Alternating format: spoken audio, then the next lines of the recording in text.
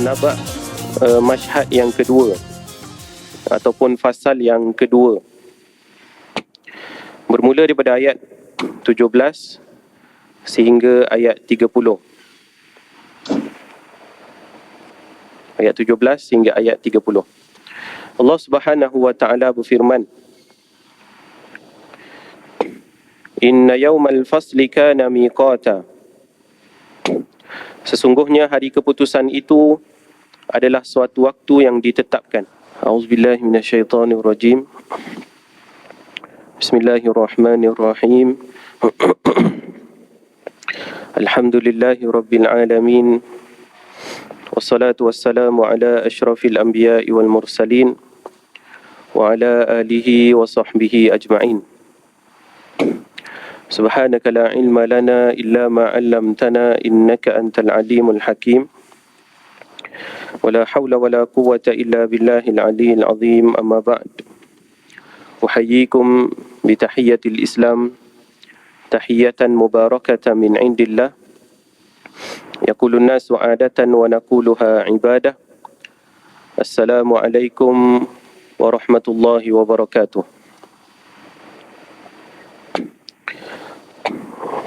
Alhamdulillah, pertama-tama kita panjatkan setinggi-tinggi kesyukuran kepada Allah Subhanahu wa taala.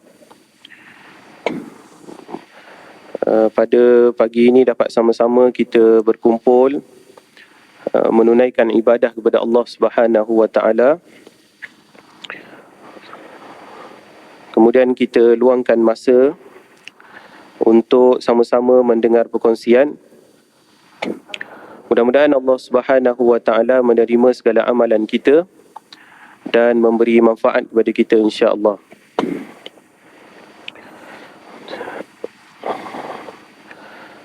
Tuan-tuan yang dirahmati Allah Subhanahu wa taala, insya-Allah pada pagi ini suka untuk saya berkongsi beberapa tafsiran ataupun perkongsian berkaitan dengan Suratul Naba.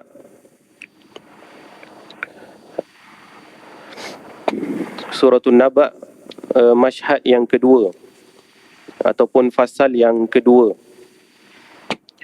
bermula daripada ayat 17 sehingga ayat 30. Ayat 17 hingga ayat 30. Allah Subhanahu wa taala berfirman, Inna yawmal fasli kana miqata.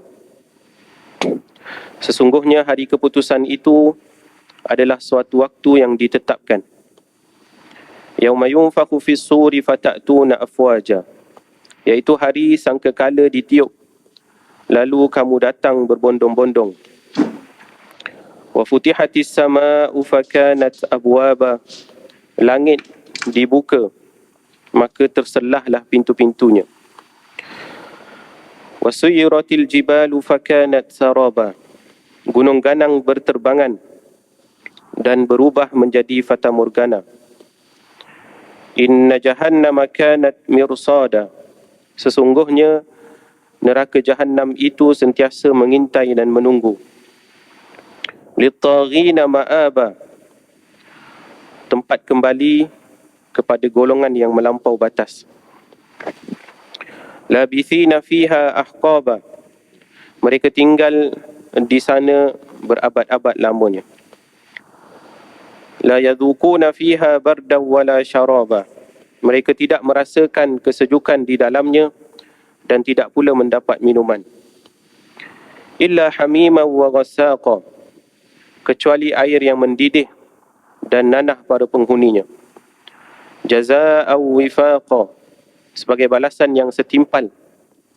Innahum kanu la yarjuna hisaba.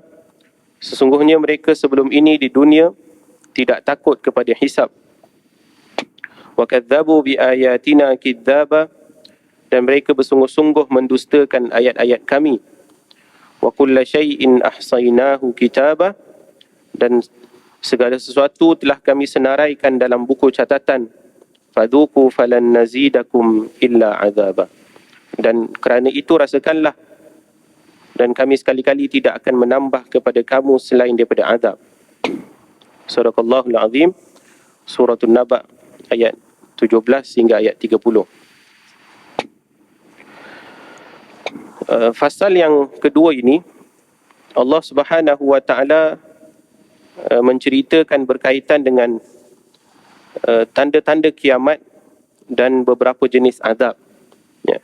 Selepas daripada Allah Subhanahu wa taala menceritakan berkaitan dengan ciptaan dia, Allah Taala ciptakan ciptaan dia, kemudian sampai pada satu masa yang telah ditetapkan, Allah Subhanahu wa taala akan akhirkan kesemuanya sekali.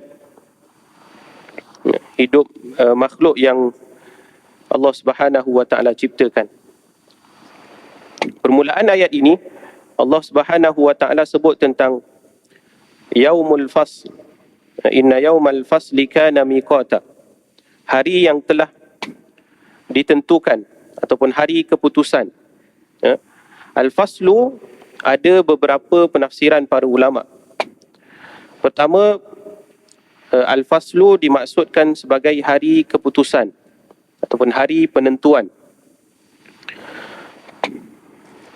Yang kedua, al-faslu bermaksud hari manusia ataupun makhluk Allah Subhanahu wa taala dikumpulkan kepada beberapa kumpulan. Selepas daripada dimatikan, ya, hari kiamat, Allah Subhanahu wa taala kemudiannya membangkitkan keseluruhan makhluk dan dikumpulkan kepada paling besar kepada dua kumpulan, ya, golongan yang baik dan golongan yang celaka, ya, dua kumpulan yang besar. Sebab tu al-faslu dimaksudkan dengan, kalau dari sudut bahasa, maksudnya kumpulan ataupun kelas, ya, pengkelasan. Manusia itu dikelaskan.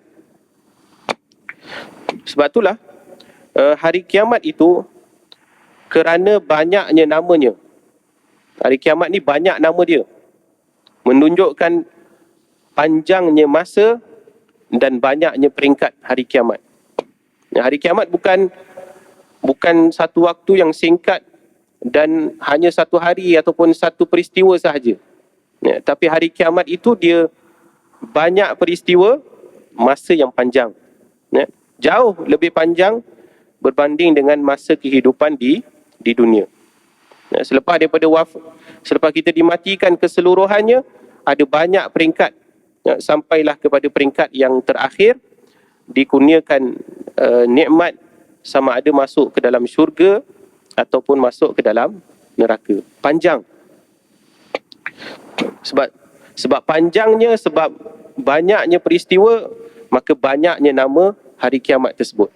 Ya, bukan disebut dengan kiamat saja. Ya, disebut juga di sini dengan istilah yaumul fasl. Kana miqata, telah ditentukan oleh Allah Subhanahu wa taala. Ya, ilmu termasuk daripada ilmu Allah Subhanahu wa taala. Walaupun dimaksudkan dengan hari akhirat itu ataupun hari kiamat itu, kesemua makhluk Allah Subhanahu wa taala dimatikan oleh Allah Subhanahu wa taala. Akan tetapi ada beberapa makhluk yang dikecualikan ataupun tidak diketahui bilakah, ataupun tidak ada akhirnya. Ada awalnya tapi tidak ada akhir, ataupun tidak diketahui bila akhirnya. Ya. Ada banyak makhluk Allah Subhanahu wa taala yang tidak diketahui pengakhiran dia bila. Ya. Seperti macam arasy Allah Subhanahu wa taala, tidak diketahui pengakhiran dia. Lauhil Mahfuz, tidak diketahui pengakhiran dia. Maksudnya semua makhluk, manusia, jin, yang ada kaitan dengan al-ardu, ada kaitan dengan bumi dan sebagainya, semua yang dimatikan, malaikat juga dimatikan. Akan tetapi yang atas daripada langit itu tidak diketahui bilakah pengakhiran dia. Kan? Begitu juga Sebagaimana ayat ini menyebut tentang sangkakala, tidak diketahui adakah sangkakala itu dimatikan oleh Allah Subhanahu wa taala atau tidak. Walaupun ada hadis yang menyebut Allah Subhanahu wa taala selepas mematikan keseluruhan makhluk termasuk dengan malaikat mautnya, Allah Subhanahu wa taala berdialog dengan dirinya sendiri. Kemudian baru Allah Subhanahu wa taala hidupkan balik keseluruhan.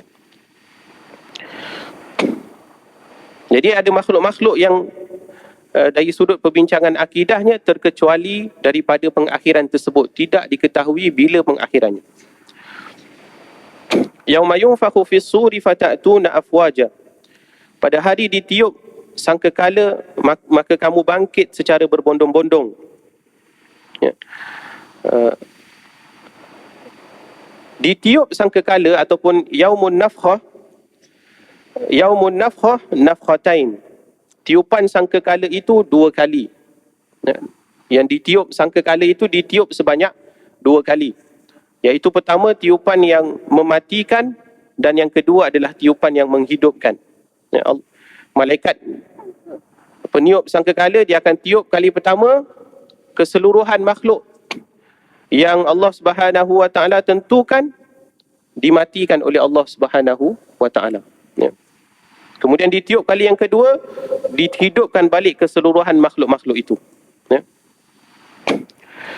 Terdapat di dalam hadis, makhluk yang pertama yang Allah Subhanahu wa taala bangkitkan di kalangan manusia adalah Nabi Muhammad sallallahu alaihi wasallam. Makhluk pertama yang dibangkitkan. Walaupun di dalam hadis itu juga menyebut ketika Nabi Muhammad sallallahu alaihi wasallam bangkit, telah terlihat Nabi Musa alaihi salam telah berdiri. Dan hadis itu tidak, para ulama tidak mensyarahkan dengan jelas adakah Nabi Musa alaihi salam lebih awal dibangkitkan ataupun bagaimana. Jadi tiupan sangkakala itu 2 kali tiupannya. Pertama tiupan yang mematikan, kedua tiupan yang menghidupkan. Wa futihatis samaa'u fakanat abwaba. Dibuka langit, maka terselahlah pintu-pintunya. Ketika berlakunya kiamat, hancurnya langit sehingga terselahlah pintu-pintunya langit.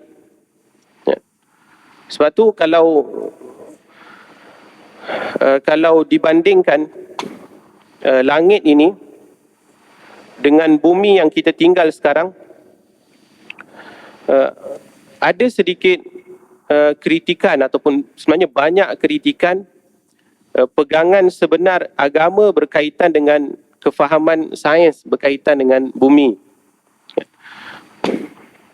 Sebab lawan kepada bumi yang Allah Subhanahu wa taala ciptakan pasang-pasangan, lawan kepada bumi adalah langit.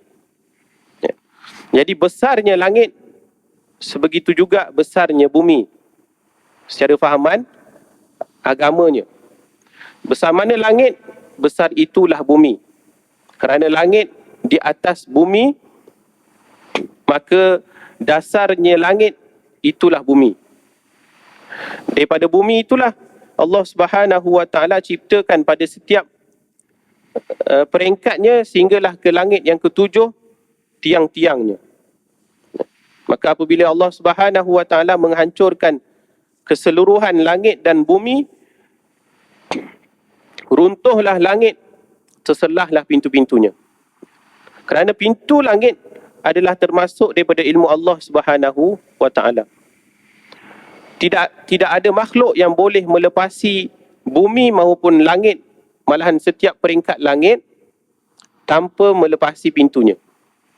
Sebab tu Nabi SAW ketika peristiwa Isra' wal Mi'raj memasuki setiap pintu, jumpa dengan setiap malaikat penjaga pintu, lepas baru masuk, naik. Sebab tu tidak ada makhluk yang boleh lepas kecuali mesti masuk melalui pintu. Para jin ataupun syaitan yang cuba melepasi langit, mereka tidak mampu untuk melepasi lapisan bumi itu lagi. belum sampai kepada langit. Ya. Wasuyiratil jibalu fakanat saraba. Allah Subhanahu wa taala menghancurkan gunung ganang, maka ia menjadi seolah-olah fata morgana. Ya. Sebab itulah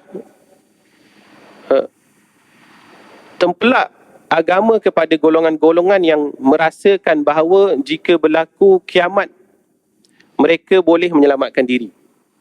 Terutamanya orang-orang yang kufur kepada Allah Subhanahu wa taala. Orang kafir ni, mereka cuba meletakkan harapan kalaupun dunia ni kalaupun berlaku bencana alam yang besar sekalipun, mereka tetap boleh selamatkan diri. Ya. Dia meletakkan harapan macam itu di dalam filem-filem mereka. Ya. Kalau berlaku banjir yang besar, kita bina kapal-kapal yang besar. Meletakkan harapan. Nah, kalaupun semua kena, ada sedikit pasti boleh selamat. Ya. Kalau dunia ini hancur, kita pergi ke bulan. Meletakkan harapan macam tu. Kalau bulan pun hancur, kita pergi ke Marikh. Dia buat filem sampai pergi ke Marikh, pergi ke Mars. Kan? Mereka meletakkan harapan bahawa pasti ada jalan untuk selamat. Ya. Sedangkan Allah Subhanahu wa taala menyebut di dalam Al-Quran, kamu nak lari sampai ke mana? Langit setinggi-tinggi 7 peringkat itu akan hancur semuanya. Kamu nak lari ke mana? Tidak ada jalan selamat kecuali dengan agama, kecuali dengan Islam dan amal soleh. Tidak ada jalan yang selamat. Kemudian Allah Subhanahu wa taala menyebut selepas daripada beberapa peristiwa kiamat, Allah Taala sebut inna jahannama kanat mirsada. Allah Taala sebut berkaitan dengan neraka Jahannam. Sesungguhnya neraka Jahannam itu sentiasa mengintai dan memerhati. Ya. Para ulama menafsirkan perkataan mirsad. Apakah maksudnya mirsad? Adakah ia sifat ataupun adakah ia tempat di dalam neraka? Di dalam neraka adakah ada nama tempat? Di dalam neraka, sebesar-besar neraka itu, adakah ada satu tempat dinamakan sebagai mirsad? Ataupun adakah itu adalah sifat kepada neraka sendiri? Ya. Ada ulama' yang mengatakan mirsad adalah sifat kepada neraka Jahannam. Ya, neraka Jahannam itu sebelum dibuka untuk para penghuninya, dia mengintai-ngintai siapa bakal penghuninya. Kan? Dia tengok daripada tempat dia lagi, dia tengok di dunia ni, siapa bakal penghuni dia. Begitu juga dengan syurga Allah Subhanahu wa taala, mengintai-ngintai siapa yang bakal masuk ke tempat kami. Ataupun adakah mirsad itu adalah tempat di dalam neraka yang ada penjaganya yang mengintai-ngintai siapakah bakal penghuninya juga. Seumpama mirsad ini kalau diistilahkan sebagai teropong, kalau di sudut bahasanya dengan maksud teropong, ya. Ataupun satu tempat untuk melihat, macam contoh kita nak melihat anak bulan, itu adalah mirsad untuk melihat anak bulan. Jadi adakah mirsad itu tempat ataupun mirsad itu sifat? Allah Subhanahu wa taala yang lebih mengetahui. Lit-taghina ma'aba, tempat kembali kepada orang-orang yang taghut. Ya? Allah Subhanahu wa taala menyebut lawan kepada taghut adalah Allah. Ya? Allah Taala sebut tugas para nabi itu, walaqad ba'athna fi kulli ummatin rasulan an i'budullah wajtanibut taghut. Kami utuskan setiap rasul itu sifatnya adalah mengajak menyembah Allah, kemudian menjauhi taghut. Ya. Lawan kepada taghut adalah Allah. Lawan kepada Allah adalah taghut. Selain daripada Allah, itu semua adalah taghut. Jadi tempat kembali kepada orang-orang ini adalah neraka Jahannam Allah Subhanahu wa taala. Labithina fiha ahqaba. Mereka tinggal di dalamnya satu waktu yang panjang. Ya. Ahqaba ini adalah jamak kepada hakbun. hakbatani ahqaba. Ya. Hakbatun itu sendiri bermaksud satu waktu yang panjang. Apabila satu waktu yang panjang dijamakkan oleh Allah Subhanahu wa taala menjadi takkid, dikaitkan ataupun ditafsirkan dengan ayat yang lain, khalidina fiha abada. Ya, ahqaba itu adalah maksud dia khalidina fiha abada. Mereka tinggal di dalamnya selama-lamanya. Ya. Orang-orang yang kufur, orang-orang yang taghut kepada Allah Subhanahu wa taala, mereka tinggal di dalam neraka Jahannam selama-lamanya. Ya. Selama-lamanya tinggal di dalam neraka Allah Subhanahu wa taala. La yadhukuna fiha bardan wala syaraba. Mereka tidak merasakan di dalamnya kesejukan maupun minuman. Kat dalam neraka ini tidak ada minuman dan tidak ada sejuk. Minum dan sejuk ini adalah antara nikmat di dunia. Ya? Sejuk ni sedap lah, kan? Jadi kalau sejuk ni kita sedap lah. Ya? Kalau panas tak selesa. Kan? Sebab tu sifat neraka itu panas. Walaupun ada dan ada beberapa hadis yang maudhu' yang direka oleh orang-orang yang mengatakan bahawa di dalam neraka ada tempat yang teramat sejuk. Katakan macam itulah. Ada tempat. Akan tetapi perkara tersebut akan bercanggah dengan sifatnya neraka. Sebab neraka itu dicipta daripada api, kemudian dia adalah panas sifat dia. Jadi tidak ada tempat di dalam neraka yang sejuk melampau, tidak ada. Hadis itu menceritakan tentang bagaimana nafsu dicipta oleh Allah Subhanahu wa taala, kemudian diarah untuk sujud pada Allah Subhanahu wa taala, dia tak nak sujud. Kemudian Allah Taala letak pada neraka yang panas pun tak nak sujud, letak pada neraka yang sejuk pun tak nak sujud juga. Kemudian letak pada neraka lapar baru sujud. Jadi untuk menundukkan nafsu kena puasa. Itu hadis yang direka oleh orang-orang terdahulu. Sebab tak mungkin Allah Subhanahu wa taala menciptakan makhluk yang tak nak sujud. Tak mungkin. Ya. Sama ada dia bersifat kemudiannya untuk tak nak sujud, itu cerita lain. Kan kita ni manusia, Allah Taala ciptakan ketika roh, Allah Taala kata alastu bi rabbikum, bukankah aku Tuhan kamu? Kita pun jawab qalu bala syahidna, ya kami bersaksi bahawa kamu adalah Tuhan. Ya. Tapi bila lahir kat dunia tak nak sujud. Manusia kan, orang kafir dan sebagainya, tak nak sujud pada Allah Subhanahu wa taala. Jadi di dalam neraka Allah Subhanahu wa taala kamu tidak akan merasakan kesejukan maupun minuman. Ya. Kerana sifat neraka yang panas itu kamu akan dahaga tapi tak boleh minum. Ya. Illa hamima wa ghassaqa, kecuali air yang mendidih dan nanah pada penghuninya. Boleh minum, tapi hanya ada air yang panas sahaja.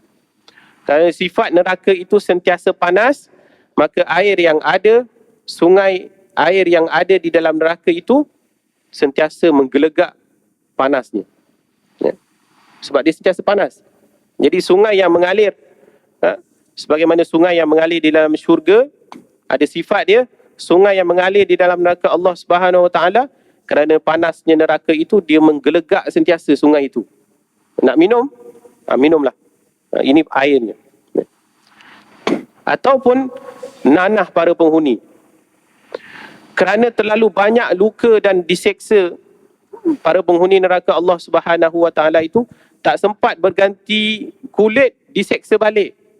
Tak sempat kering nanah itu, bernanah balik. Macam itulah para ulama mensyarahkan. Tak sempat nanah itu kering, bernanah balik. Dan akhirnya bernanah menjadi banyak, mengalir, seolah-olahnya nanah para penghuninya itu mengalir. Kalau nak minum, itulah antara minumannya. Ya, di dalam neraka Allah Subhanahu wa taala. Yang disebut azabun ala azab. Terasa azab, esok tambah lagi, ataupun sesaat kemudian azabnya bertambah lagi. Rasa pedih dah, sesaat kemudian bertambah pedih lagi. Ya. Itu antara sifat. Berlawanan dengan sifat syurga Allah Subhanahu Wa Taala, ni'matun ala ni'am, rasa nikmat, sesaat kemudian nikmat tu bertambah lagi. Bertambah, tanpa kita dapat sedar ataupun tanpa kita dapat faham macam mana nikmat tu sentiasa boleh bertambah. Jazaa'a wifaqa. Ya. Itulah balasan yang setimpal. Ya. Kerana apa? Innahum kanu la yarjuna hisaba.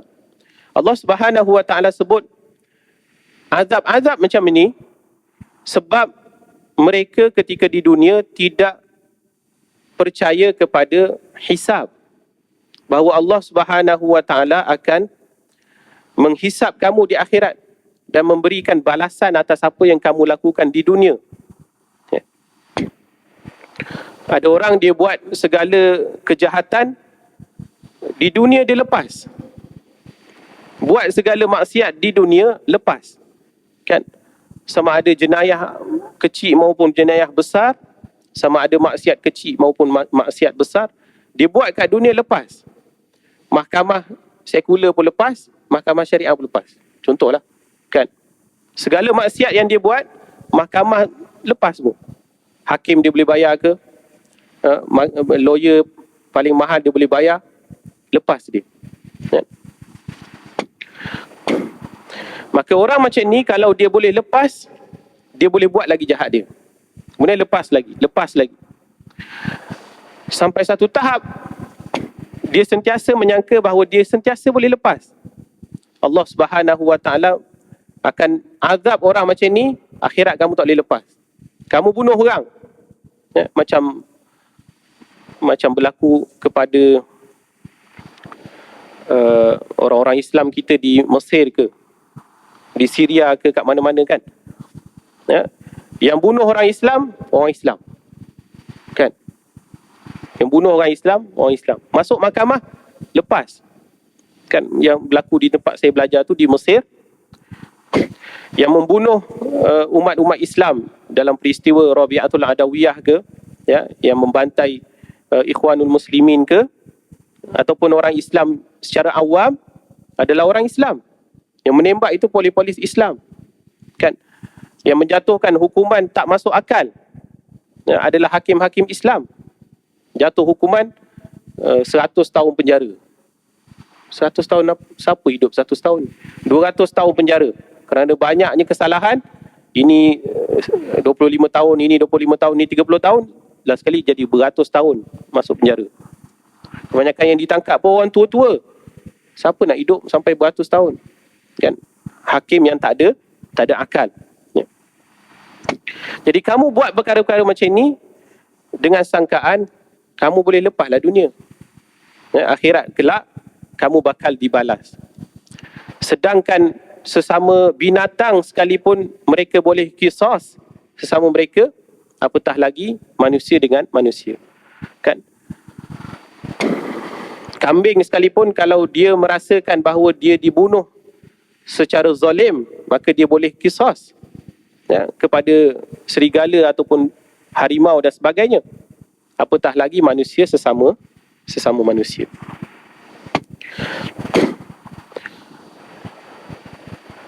Jadi orang-orang macam ni ataupun sifat kepada orang-orang yang taghut melalui ayat ini Allah Ta'ala sebut dua. Pertama, tidak percaya kepada hisab di akhirat. Kemudian yang kedua, wa kadzabu bi ayatina kidzaba. Mereka menipu ayat-ayat kami. Mereka mendustakan ayat-ayat kami secara dusta yang jelas dan juga secara dusta yang sangat-sangat dusta. Okay. Allah Ta'ala turunkan Al-Quran, Allah Ta'ala turunkan hadis. Ini panduan kamu untuk hidup di dunia. Tapi kamu dustakan panduan ini. Kamu tak gunakan panduan ini untuk hidup. Ya. Kamu guna waktu bila? Kamu guna waktu semayang. Ya. Kamu guna waktu nak kahwin. Ya. Kamu guna waktu nak mati baru guna. Kemudian kamu nak agih-agihkan harta baru nak guna. Kan? Sebab itulah dari sudut perlembagaan, agama Islam itu lebih tumpu pada 4 perkara itu. Kan? Lahir bagi nama Islam, kemudian berkaitan dengan ibadah, itu pun bukan keseluruhan ibadah, kemudian mati baru pakai. Kan? Itulah orang nak guna Quran. Hidup, muamalat, jenayat dan sebagainya, tak payah pakai Quran. Ya? Itu bagi orang Islam. Orang kafir memang tolak keseluruhan. Wa kulla syai'in ahsaynahu kitaba. Allah Ta'ala sebut setiap perkara kami kira dan kami catat. Ya. Setiap apa yang kamu buat, amalan baik maupun amalan buruk, Allah Ta'ala kira dan Allah Ta'ala catat. Ya. Takkid, penegasan daripada Allah Subhanahu Wa Ta'ala. Kita yang kita buat pun kita tak ingat. Boleh jadi benda-benda jahat yang kita buat ni, yang besar-besar mungkin ingatlah. Itu pun kalau dah lama pun mungkin lupa. Detail mungkin tak apa ingat. Kan? Orang kalau dah banyak sangat bunuh orang, dia dah tak ingat siapa yang dibunuh. Itu contohlah. Kan? Boleh jadi orang pertama yang dibunuh tu diingatlah. Macam tu juga yang buat maksiat-maksiat yang lain. Siapa-siapa sekalipun. Kan? Tapi Allah Subhanahu Wa Ta'ala di akhirat kelak ketika berlakunya hisab, Allah Ta'ala buka buku catatan. Sama ada tangan kiri, tangan kanan ataupun daripada belakang.